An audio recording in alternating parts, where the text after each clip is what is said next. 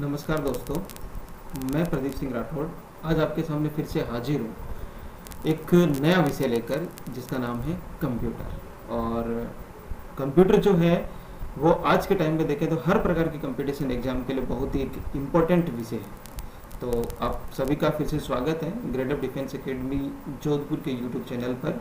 और आशा करता हूँ कि आप सभी इस कोरोना महामारी के दौर में घर में सुरक्षित होंगे, सेफ होंगे और all the best for your future. चलिए हम शुरू करते हैं। हमारा जो कंप्यूटर विषय है उसके बारे में हम चर्चा करते हैं। तो पहले मैं बता दूं कि कंप्यूटर जो है आज के टाइम में हमारे एक मूलभूत आवश्यकताओं का एक हिस्सा बन गया है। आज कोई भी काम देख लीजिए आप, बिना कंप्यूटर बिना स्मार्टफोन की मदद से पॉसिबल ही नहीं है। आज हम लोग एक दूसरे से जुड़े हुए हैं और एक दूसरे से जो कम्युनिकेट होते हैं उस कम्युनिकेशन के लिए भी हमारे सामने जो स्मार्टफोन है वो एक इम्पोर्टेंट रोल अदा करता है। कंप्यूटर का मतलब यही नहीं है कि आपके सामने जो स्क्रीन पे दिख रहा है कि वही एक कंप्यूटर है। स्क्रीन पे जो दिख रहा है आपने देखा होगा, एक मॉनिटर स्क्रीन यहाँ पर नजर आ रही है, ये मॉनिटर स्क्रीन है, ये सीपीयू है, एक प्रिंटर है। इसी को कंप्यूटर नहीं कहते हैं। कंप्यूटर आपका स्मार्टफोन भी है, ठीक है। कंप्यूटर आप किसी बैंक में अगर जाते हो तो एटीएम से पैसे निकालते हो वो भी एक कंप्यूटर का ही पार्ट है। तो कंप्यूटर जब से आया है तब से हमारी जिंदगी जो है बहुत फास्ट हो चुकी है, हमारी लाइफ जो है वो फास्ट हो चुकी है और बहुत ही एक्यूरेसी के साथ आज हम लोग हर काम कर पाते हैं और ट्रांजेक्शन हम कर पाते हैं। तो शुरू करते हैं, इसी कंप्यूटर के बारे में जानते हैं कि कंप्यूटर क्या है। ये जो विषय है कंप्यूटर में आपको बता दूं कि हर प्रकार के कंपटीशन एग्जाम के लिए इंपॉर्टेंट है। चाहे वो आप एसएससी का एग्जाम दो, चाहे वो पुलिस का एग्जाम दो, चाहे आप पटवारी का एग्जाम दो, चाहे आप डिफेंस का कोई एग्जाम दो, ठीक है। चाहे आप आईएएस और आरएएस के एग्जाम भी अगर देंगे तो उन सभी एग्जाम में भी कंप्यूटर का एक अहम रोल होता है। तो हमारी आपने बता दिया कि आपके आर्मी क्लर्क का जो एग्जाम उसमें तो 5 क्वेश्चन कंप्यूटर के पूछता है। 5 क्वेश्चंस जो आते हैं बहुत बड़े इंपॉर्टेंट है। वो 5 क्वेश्चंस आते हैं, वो सिंगल 5 क्वेश्चंस नहीं होते हैं, वो मल्टीपल क्वेश्चंस होते हैं। एक क्वेश्चन में बहुत सारे क्वेश्चंस बनाए गए होते हैं। तो इसी सब्जेक्ट को हम लोग आज हम शुरू करते हैं और आगे भी इसका पूरा सिलेबस हम कंप्यूटर का यहाँ पर हमारे इस यूट्यूब डिजिटल चैनल पे हम लोग डिस्कस करेंगे। तो कंप्यूटर के बारे में देखो, यहाँ पर कंप्यूटर जो है, इस कंप्यूटर के बारे में अगर हम बात करें तो ये कंप्यूटर जो बना है वो किस शब्द से बना है? कंप्यूट शब्द से बना है। इस कंप्यूट का मतलब क्या होता है कि ये जो कंप्यूट है, इस कंप्यूट का मतलब होता है कैलकुलेट करना। क्या करना? कैलकुलेट करना। और या फिर इसे हम क्या कहते हैं? टू काउंट, यानी कि गणना करना। अब गणना हम किसकी भी किसी भी चीज की भी कर सकते हैं, चाहे वो अर्थमेटिक कैलकुलेशन हो, चाहे वो लॉजिकल कैलकुलेशन हो, ठीक है। किसी प्रकार की कैलकुलेशन अगर हमें करनी है तो आज हमारी मदद कौन करता है? कंप्यूटर। अच्छा, कंप्यूटर, अब कहोगे कि सर गणना तो हम कैलकुलेटर से भी कर सकते थे, तो कंप्यूटर की हमें आवश्यकता क्यों पड़ी? भैया जो गणना हम कैलकुलेटर से केवल हम कैलकुलेशन ही करते थे, बट हम उसे लंबे समय तक स्टोर नहीं कर सकते थे।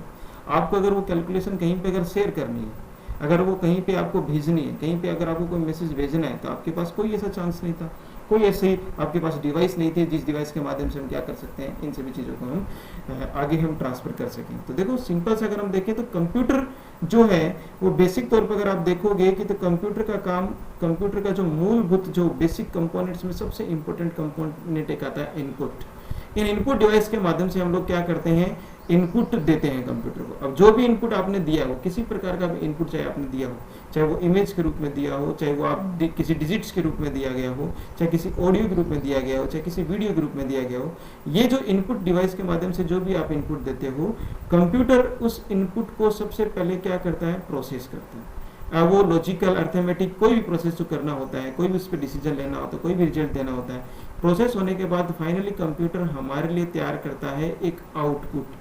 और इस आउटपुट को हम जो प्राप्त करते हैं वो किसके माध्यम से प्राप्त करते हैं? किसी भी आउटपुट डिवाइस के माध्यम से प्राप्त करते हैं। तो ये सारे काम जो करने वाले जो इलेक्ट्रॉनिक डिवाइस, उन सभी इलेक्ट्रॉनिक डिवाइस को हम क्या कहेंगे? कंप्यूटर कहेंगे।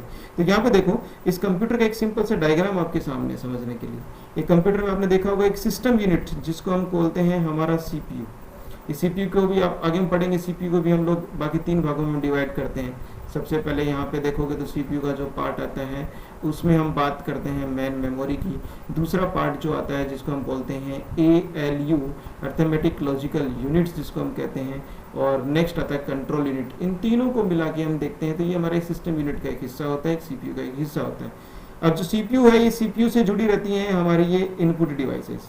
इनपुट डिवाइसेस में कीबोर्ड आता है जिसके हम जरिए हम टाइप करते हैं, किसी की को प्रेस करके हम इंस्ट्रक्शंस को एज ए इनपुट हम कंप्यूटर में प्रोवाइड करते हैं। दूसरा यहाँ पे माउस आता है जिसको हम पॉइंटिंग डिवाइस पे हम कहते हैं, जिसके माध्यम से किसी भी ऑब्जेक्ट को सिलेक्ट करना, किसी भी वीडियो ऑडियो को प्ले करना, ये सारे काम जो रहता है हमारा ये कौन करता है, कंप्यूटर करता है। तो ये सारी इंस्ट्रक्शन सीपीयू में जाती है, सीपीयू जो अगला काम करता है प्रोसेस करने का काम करता है। फाइनली प्रोसेस होने के बाद में ये डेटा अगर आपको स्टोर करना है, इंटरनली स्टोर करना, तो इंटरनल इसमें इंटरनल स्टोरेज डिवाइसेस भी लगी रहती हैं, एसएसडी होती है, हार्ड डिस्क होती है, ठीक है, उसके जरिए हम इसमें स्टोर कर सकते हैं। अगर ये रिजल्ट हमें देखना है तो देखने के लिए हमारे पास एक आउटपुट डिवाइस जिसको हम बोलते हैं मॉनिटर, और अगर हम इसके हार्ड कॉपी चाहिए किसी प्रिंट के रूप में, किसी डॉक्यूमेंट के रूप में चाहिए तो हमारे पास क्या है, प्रिंटर है। इन सभी चीज़ों को मिलाकर ही बनता है कंप्यूटर, ठीक है।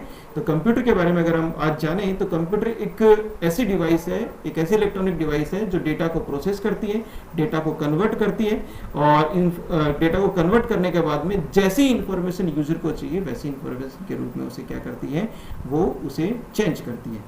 कंप्यूटर ही जो है वो बेसिक तौर पर अगर हम देखें तो संसार में सभी लोगों को आपस में जोड़ने का काम भी करते हैं। चलिए थोड़ा सा हम चर्चा करते हैं इस कंप्यूटर शब्द के बारे में। तो वैसे देखें तो कोई ऑथेंटिक इसकी कोई फुल फॉर्म नहीं है, ये यूजर्स ने बनाई है।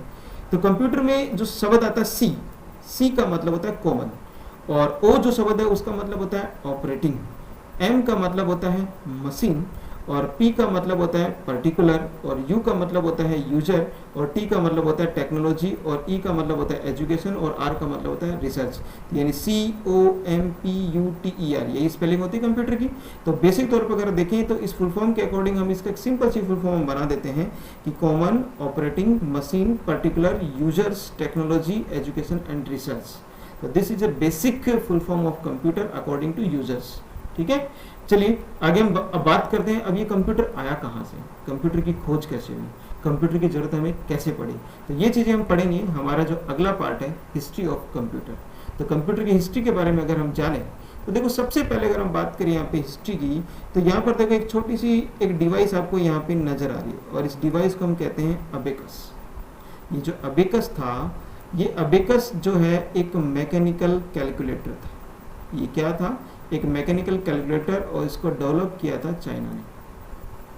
तो इस कैलकुलेटर की मदद से हम क्या करते थे, केवल छोटी मोटी गणना करते थे, सिंपल कैलकुलेशन हम लोग करते थे। कैसे करते थे, देखो इसमें आपने देखा होगा एक वर्टिकल एक आयरन रोड यहाँ पे लगी हुई, छोटी छोटी बेसिक, ठीक है, एक, और यहाँ पर देखो कि यहाँ पर ये एक मिट्टी के बने हुई कुछ बॉल्स होती हैं।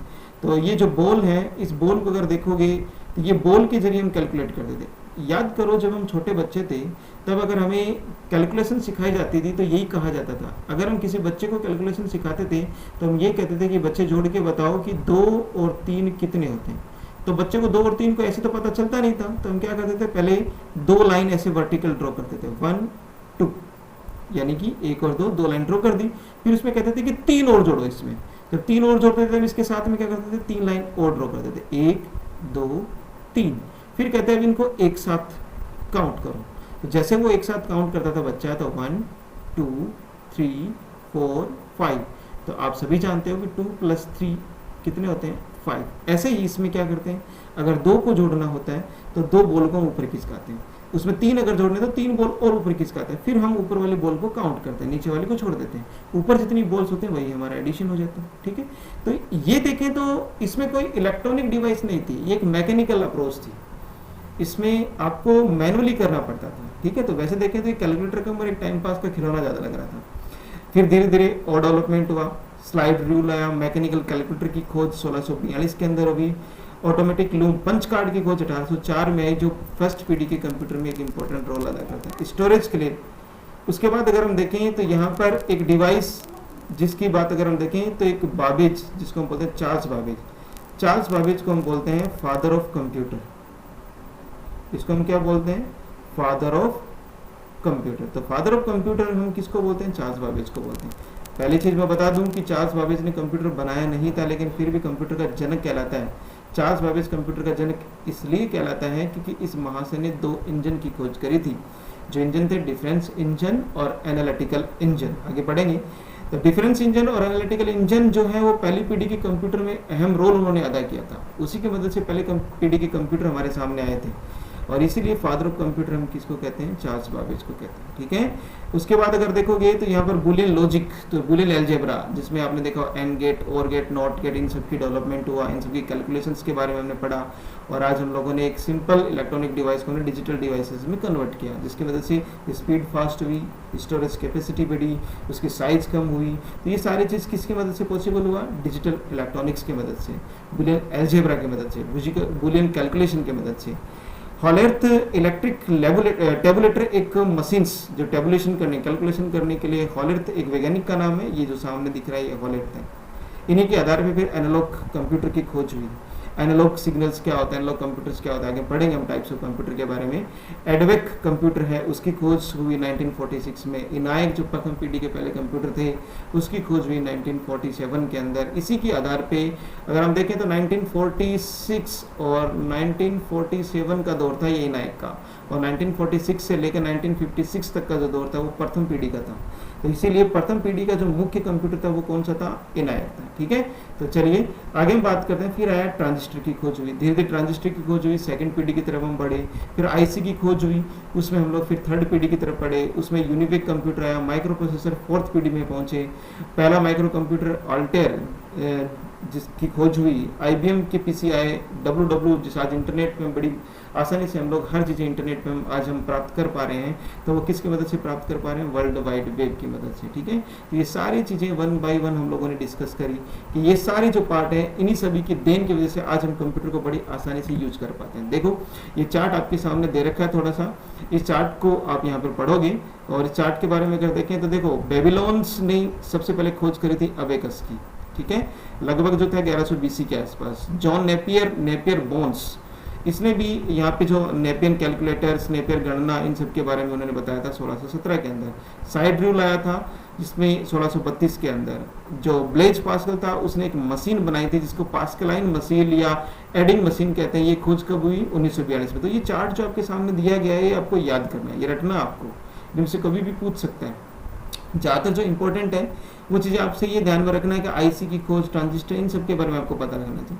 तो बेसिक देखो, अगर हम देखें तो गॉटफ्राइड विथेम जो है इम्प्रूव्ड पास्कल मशीन्स को इन्होंने इम्प्रूव किया। ठीक है, और इसके बाद आगे हम देखें तो आपका जैकवर्ड जो है, जोसेफ जैकवर्ड ने मैकेनिकल लूम की खोज करी।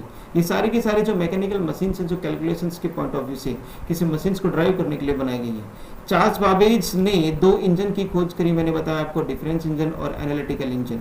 1822 में डिफरेंस इंजन आया, 1833 में क्या आया था आपका, एनालिटिकल इंजन आया था। और इन्हीं की आधार पर यही कंप्यूटर की पहली पीढ़ी के जन्मदाता, आप कह सकते हैं कि पहली पीढ़ी के जन्म देने में इनका बड़ा अहम रोल रहा है। और यहाँ पर आपको बता दूं कि इसी आधार पे चार्ल्स बाबेज को हमने क्या कहा है, फादर ऑफ कंप्यूटर हमने कहा है। तो चार्ल्स बाबेज को इन इंजन की खोज करने के लिए कहा है। चार्ल्स बाबेज ने कंप्यूटर नहीं बनाया था, एक्चुअली में जनक शब्द आते हैं तो हमारे दिमाग में एक चीज़ आती है किस बंदे ने कंप्यूटर बनाया होगा, बल्कि नहीं, इसने कंप्यूटर बनाया नहीं, इसने 2 इंजन बनाए थे। और ये इंजन भी थे, ये भी केवल गणना करने के पर्पज के लिए थे, इसकी भी केवल हम कैलकुलेशन करने के लिए हम इनका उपयोग करते थे। एक लेडी थी जिसको एडा अगस्ता लवलेक जो हम कहते हैं, बड़ी, अगर आप देखोगे तो ये जो लेडी है इसको दुनिया की पहली प्रोग्रामर हम कहते हैं। क्या कहते हैं इसको, दुनिया की पहली कंप्यूटर प्रोग्रामर कहते हैं। तो आप ध्यान रखना, अगस्ता एडा या एडा अगस्ता जो है ये नाम याद रखना। अगर आपसे पेपर में कई बार एग्जाम में पूछा गया है कि दुनिया की पहली प्रोग्रामर कौन थी, दुनिया की पहली प्रोग्रामर थी एडा अगस्ता लेवलेक। या आप कहेंगे कि ये जो थी ये इन्होंने एनालिटिकल इंजन को जब डिजाइन किया गया था तो उसके लिए प्रोग्रामिंग करी थी। और प्रोग्रामिंग किसके लिए करी थी, चार्ल्स बाबेज के एनालिटिकल इंजन के लिए। तो ये जो है, ये जो लेडी थी, ये लेडी चार्ल्स बाबेज की एक स्टूडेंट थी और इन्होंने इन दोनों इंजन के डेवलपमेंट में मदद करी थी, कैलकुलेशन के लिए प्रोग्रामिंग करी थी, कंप्यूटर प्रोग्रामिंग करी थी। इसलिए दुनिया की पहली प्रोग्रामर आज हम किसको मानते हैं, एडा अगस्ता को मानते हैं। ठीक है, हरमन हॉलर्थ जो है उन्होंने टैबलेटिंग मशीन बनाई और ये टैबलेटिंग मशीन उसने 1890 के आसपास उन्होंने बनाई। Herman Hollerith one was established IBM, इन्होंने ही IBM कंपनी की शुरुआत करी। और IBM की फुल फॉर्म बहुत बार एग्जाम में पूछी जाती है, तो ये चीज़ भी आप ध्यान में रखोगे कि IBM की फुल फॉर्म क्या है, इंटरनेशनल बिजनेस मशीन। सबसे पुरानी IT कंपनीज के अंदर, सबसे पहले कंप्यूटर की कंपनीज के अंदर ये IBM को माना जाता है।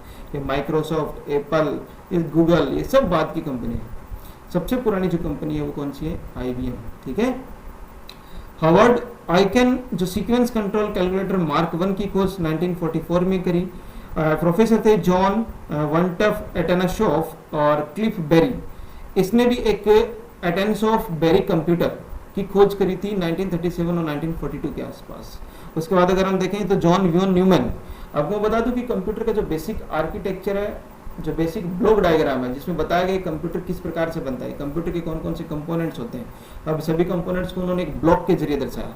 तो जो ब्लॉक डायग्राम है वो भी इसी के नाम पे दिया गया है, और जो कंप्यूटर का बेसिक ब्लॉक डायग्राम का नाम है वो है वॉन न्यूमैन आर्किटेक्चर। मैं देखो यहाँ पर लिख देता हूँ, उस आर्किटेक्चर का नाम क्या है, वॉन न्यूमैन आर्किटेक्चर। तो वॉन न्यूमैन आर्किटेक्चर, चलिए यहां लिख देता हूं इसको, वॉन न्यूमैन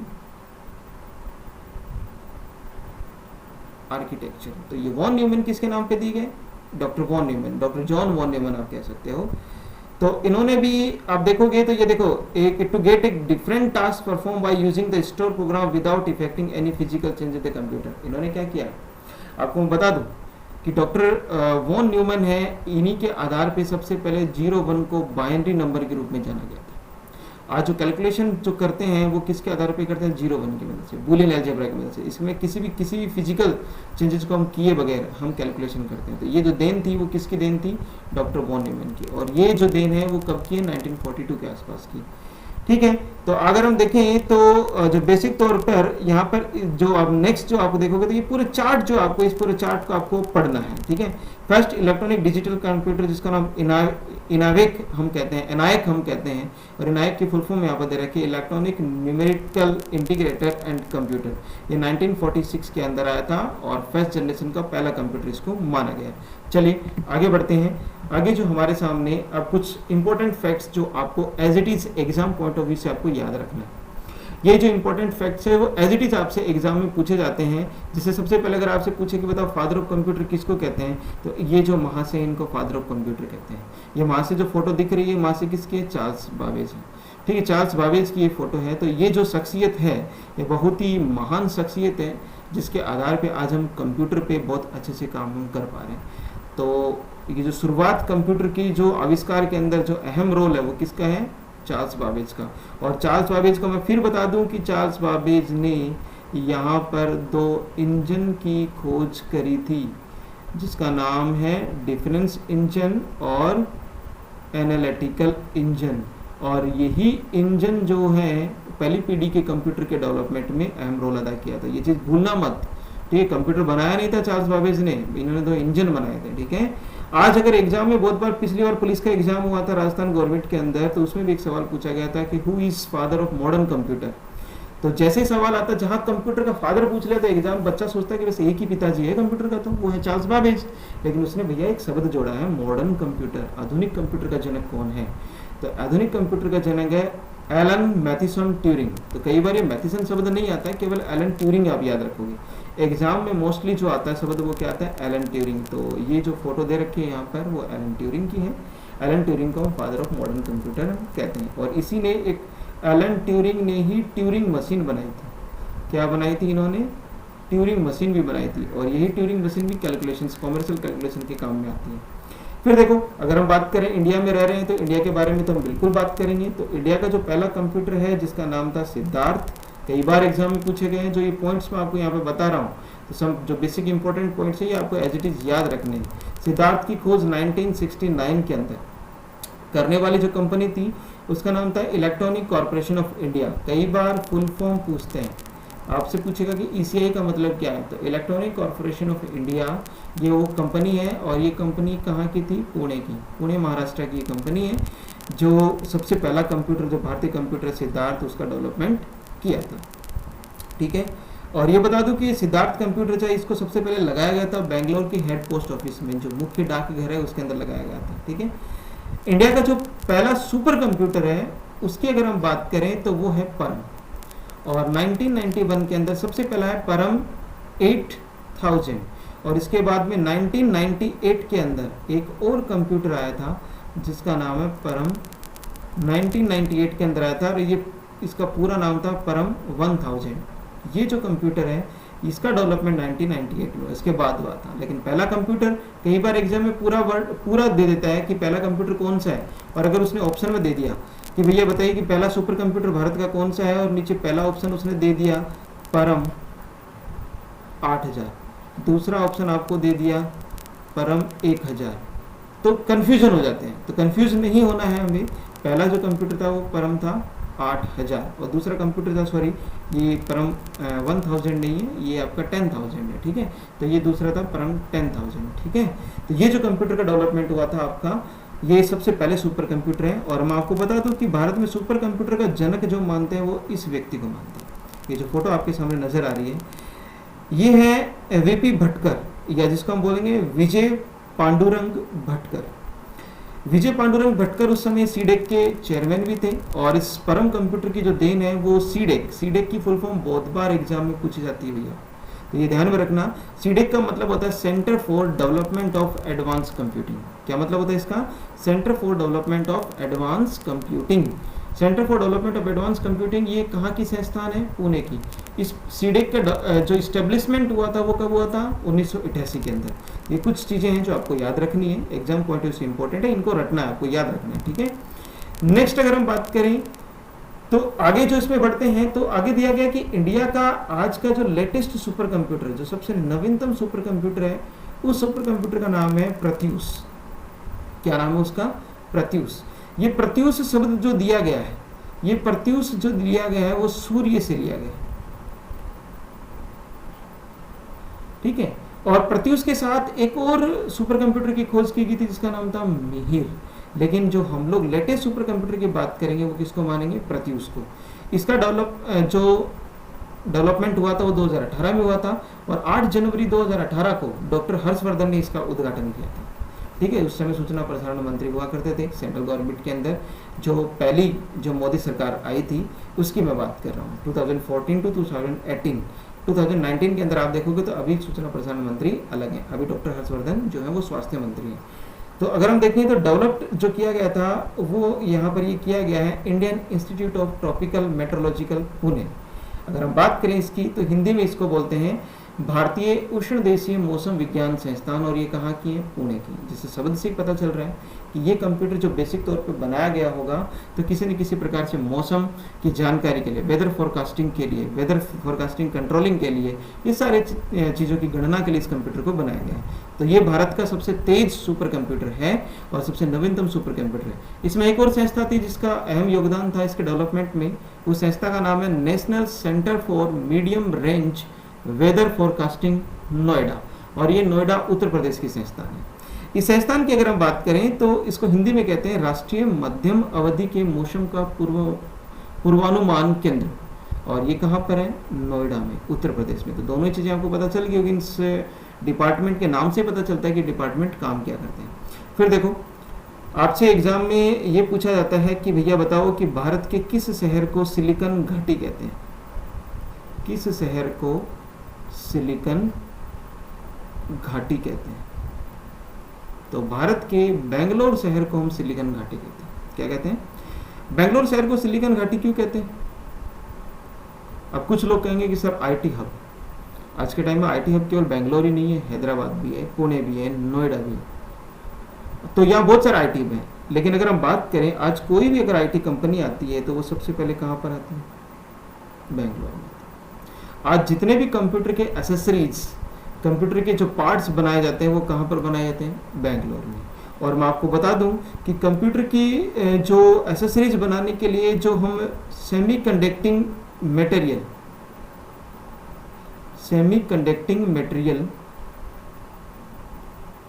जो हम यूज करते हैं वो यूज करते हैं सिलिकॉन एंड जर्मेनियम।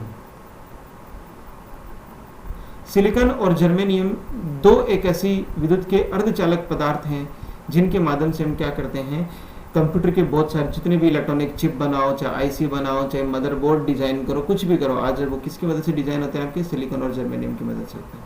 तो ये भी कई बार एग्जाम में पूछ लेता है कि जो कंप्यूटर के डेवलपमेंट में, कंप्यूटर के निर्माण में, कंप्यूटर के एसेसरीज में विद्युत का अर्धचालक पदार्थ कौन सा काम में लेते हैं? तो आप क्या कहोगे? सिलिकॉन और जर्मेनियम काम में लेते हैं। चलिए अब आगे बढ़ते हैं। वर्ल्ड का जो पहला सुपर कंप्यूटर है उसका नाम क्या है? तो वर्ल्ड के पहले सुपर कंप्यूटर का नाम है क्रे फर्स्ट। 1975 में एक वैज्ञानिक थे सैम्यूअल क्रे, उसके नाम पर क्रे के कंपनी यूएसए की, उन्होंने इसका डेवलपमेंट किया था। अगर आज हम बात करें कि विश्व का सबसे तेज गति का और नवीनतम सुपर कंप्यूटर कौन सा है, तो ये ध्यान रखो, ये 2020 में, पहले आप देखोगे तो पहले, इससे पहले जो था वो था सनवे तायुलाइट, लेकिन सनवे तायुलाइट जो है ये 2016 से था, ठीक है। तो उसके बाद सनवे तायुलाइट जो है ये चाइना का बनाया गया था, और अब इसको पछाड़कर जापान का जो सुपर कंप्यूटर है जिसका नाम है फुजित्सु फुगाकू, ये कंप्यूटर जो है वो रिकेन और फुजित्सु, दो जो डिपार्टमेंट है जापान के, उनकी मदद से बनाया गया। तो अगर आज आपसे पूछा जाए कि विश्व का सबसे तेज नवीनतम सुपर कंप्यूटर कौन सा है, तो आप क्या कहोगे? फुजित्सु फुगाकू उसका एक नवीनतम तेज सुपर कंप्यूटर है। और इससे पहले कौन सा था? सनवे तायुलाइट, और ये सनवे तायुलाइट था, ये किसका था? चीन का था, ठीक है। तो ये चीजें आपको ध्यान में रखनी है। चलिए आगे बढ़ते हैं। नेक्स्ट अगर देखें तो यहाँ पर दो नाम दिया गया है, जेपी एकार्ट और मोचली। तो जेपी एकार्ट और मोचली जो दो एक ऐसे महान शख्सियत हैं, इन महान शख्सियत ने सबसे पहला विश्व का कंप्यूटर बनाया था एनाइक फर्स्ट, और ये कब बनाया? 1946 में बनाया, ठीक है। तो 1946 में सबसे पहला इन्होंने कंप्यूटर बनाया, इलेक्ट्रॉनिक कंप्यूटर, और ये इसी कंप्यूटर की शुरुआत के बाद कंप्यूटर की प्रथम पीढ़ी की शुरुआत हो गई थी। तो ये चीज़ आपको ध्यान में रखना है कि कंप्यूटर की प्रथम पीढ़ी की शुरुआत कब हुई? 1946 में। मैं आपको बता दूं कि 1946 से लेकर 56 तक का जो दौर था, वो दौर था आपका प्रथम पीढ़ी का, और ये प्रथम पीढ़ी की शुरुआत किसकी मदद से हुई है? एनाइक की मदद से होती है। तो first electronic digital computer of the world आप कहेंगे तो किसको कहेंगे? एनाइक। इंपॉर्टेंट है ये बहुत बार एग्जाम में पूछता है, याद रखना। हार्वर्ड एकिन जो थे, उन्होंने पहला मैकेनिकल कंप्यूटर बनाया, इसके बारे में पूछता है। एनाइक से पहले एक कंप्यूटर था जिसका नाम था मार्क फर्स्ट, ये 1937 में आ गया था। लेकिन अगर पहला इलेक्ट्रॉनिक डिजिटल कंप्यूटर पूछे तो आप ध्यान रखोगे एनाइक का, और पहला कंप्यूटर अगर बात करें तो क्या आएगा? मार्क 1। लेकिन ये जो कंप्यूटर था कौन सा था? मैकेनिकल कंप्यूटर, यांत्रिक कंप्यूटर था ये, ठीक है। हरमन हॉलर्थ ने एक इलेक्ट्रॉनिक टैबलेटिंग मशीन्स को 1980 में डेवलपमेंट किया, डिजाइन किया, जो क्या करती है कि बहुत सारे जो पंच कार्ड के माध्यम से बहुत सारी कैलकुलेशंस को ऑटोमेटिकली कैलकुलेट करने का काम करती थी, उसे स्टोर करने का काम करती थी। तो अगर आपसे कोई पूछे कि टैबलेटिंग मशीन्स की खोज करने का श्रेय किसको जाता है? हरमन हॉलर्थ को। फर्स्ट कंप्यूटर प्रोग्राम मैंने आपको पहले भी बताया था कि फर्स्ट कंप्यूटर प्रोग्रामर जो हम कहते हैं वो किसको कहते हैं? लेडी एडा अगस्ता। और ये जो खूबसूरत फोटो यहाँ पे नज़र आ रही है, तो ये जो खूबसूरत महिला की फ़ोटो जो आपको यहाँ पे नज़र आ रही है, यही खूबसूरत महिला जो है वो लेडी एडा अगस्ता थी, जिन्होंने चार्ल्स बाबेज के साथ एनालिटिकल इंजन बनाने में प्रोग्रामिंग करने का काम किया था, ठीक है। ये चार्ल्स बाबेज की क्या थी? स्टूडेंट थी, ये चीज़ ध्यान में रखना है। तो फर्स्ट मैकेनिकल कैलकुलेटिंग डिवाइस अगर कोई पूछे, फर्स्ट मैकेनिकल कंप्यूटर पूछे तो मार्क फर्स्ट, मैकेनिकल डिवाइस पूछे जो कैलकुलेटर है, कंप्यूटर नहीं है, अबेकस, डेवलपमेंट चाइना, ठीक है। Fastest computer of brain working, आज के टाइम पे जो दिमाग से तेज चलने वाला कंप्यूटर जिसपे आगे हमारा भविष्य टिका हुआ, ये जो कंप्यूटर वो कौन सा है? Quantum computer. क्वांटम कंप्यूटर देखें तो बिल्कुल ये एक आर्टिफिशियल इंटेलिजेंस बेस्ड कंप्यूटर होगा। देखो, the development of this computer is final stage पर है। Probably quantum computer will be more advance than that of human brains, मनुष्य के दिमाग से बहुत ज़्यादा तेज होगा। क्वांटम कंप्यूटर्स जो है वो यहाँ पर क्यूबिट का इस्तेमाल करेगा, बाइनरी बिट्स की जगह। ये किसका इस्तेमाल करेगा? क्यूबिट्स की। तो पेपर में अगर कोई पूछ ले कि क्यूबिट का इस्तेमाल किस प्रकार के कंप्यूटर में किया जाएगा, तो आप क्या कहोगे? वो क्वांटम कंप्यूटर्स के अंदर, ठीक है। चलिए नेक्स्ट आगे हम बात करते हैं। तो कुछ और इम्पोर्टेंट पॉइंट्स की तरफ हम आगे बढ़ते हैं, जिसमें अगर हम देखें तो अगर आपसे कोई कहे कि बताओ कंप्यूटर का साक्षरता दिवस कब मनाया जाता है, तो कंप्यूटर साक्षरता दिवस, इसको हम कहेंगे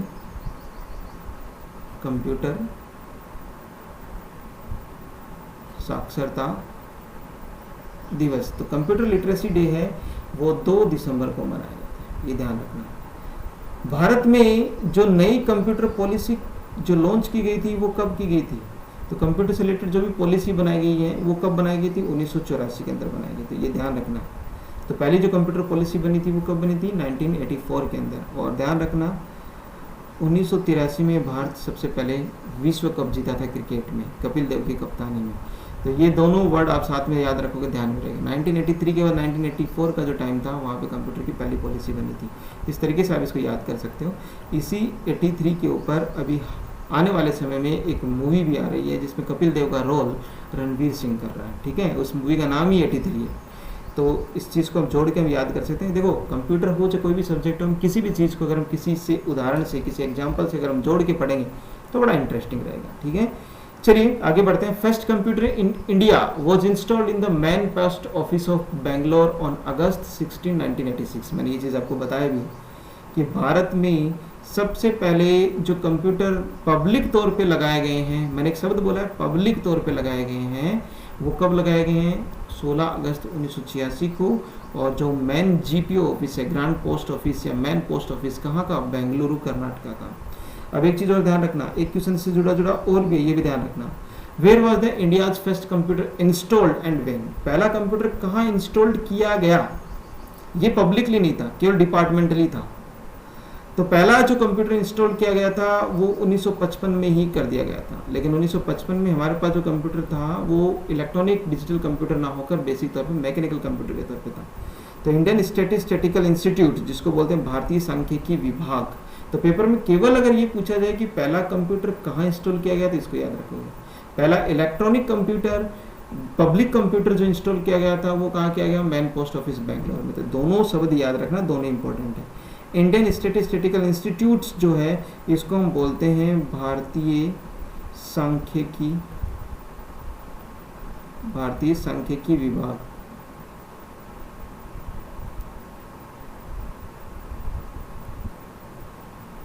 भारतीय सांख्यिकी विभाग 1955 में लगाया गया। देखो the computer age in India began in 1955, शुरू हो चुका था। इंस्टॉलेशन जिस कंप्यूटर को किया था वो था HEC2M, ठीक है। HEC2M कंप्यूटर को डिजाइन किया गया था और इसको डिजाइन करने वाला जो व्यक्ति था उसका नाम था एडी बूथ, इंग्लैंड का। तो इंडियन स्टैटिस्टिकल इंस्टीट्यूट कोलकाता, जिसको कोलकाता हम बोलते हैं, पहले कैलकाटा था, उस कोलकाता के अंदर सबसे पहले इस कंप्यूटर का इंस्टॉल किया गया था। ये चीज़ आपको बेसिक तौर पे ध्यान रखना। चलिए आज के इस चैप्टर के अंदर हम इतना ही डिस्कस करेंगे। आगे आने वाले जो चैप्टर होगा हमारा उसमें हम पढ़ेंगे क्लासिफिकेशन ऑफ कंप्यूटर, कंप्यूटर का वर्गीकरण के बारे में, कंप्यूटर कितने प्रकार के होते हैं। तो तब तक के लिए आपसे इजाज़त लेता हूँ, मिलते हैं अगली क्लास के अंदर। Thank you.